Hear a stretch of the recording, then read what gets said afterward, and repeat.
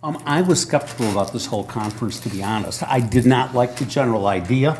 Basically, anything Sean wants to do turns out to be interesting, and I'm interested, but this one was, to me, way too philosophical in its concept, I thought.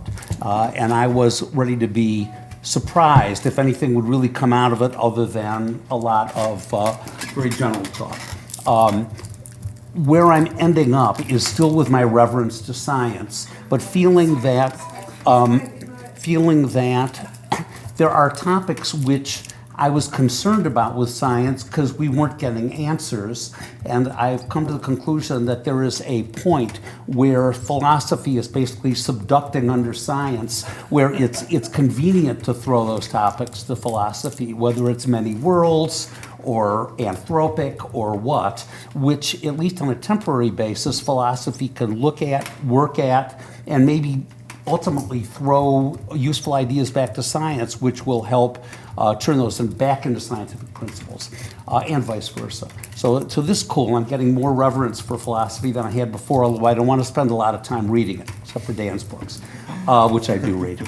But I will say, and I mentioned this to Sean, this has fundamentally changed my life, as it turns out.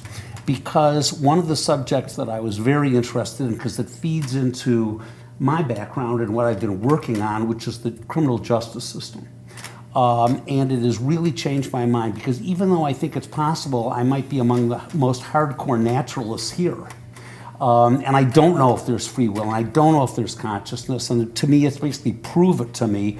Nonetheless, it's clear that we got to work with these concepts in society and act as if they exist, otherwise it's going to be very complicated for society. I don't think we should be patronizing and hold back our reverence for naturalism. At the same time, I think we can work with concepts of volition, and we need to, in terms of our justice system and the way society works.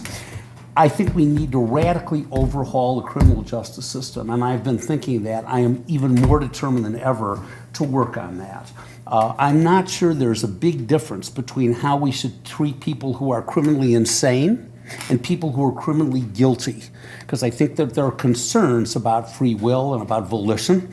And I've already been thinking that, but it is really confirming my dedication to do that. I think that we've got a medieval justice system that needs to take into account modern neuroscience and other concepts we talked about here. So thank you all for helping me come around to that.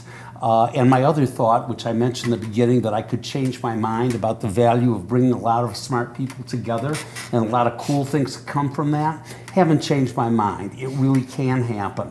So it's been really great meeting all of you, and a pleasure to have been able to facilitate it. And thank you for your patience with my naivete.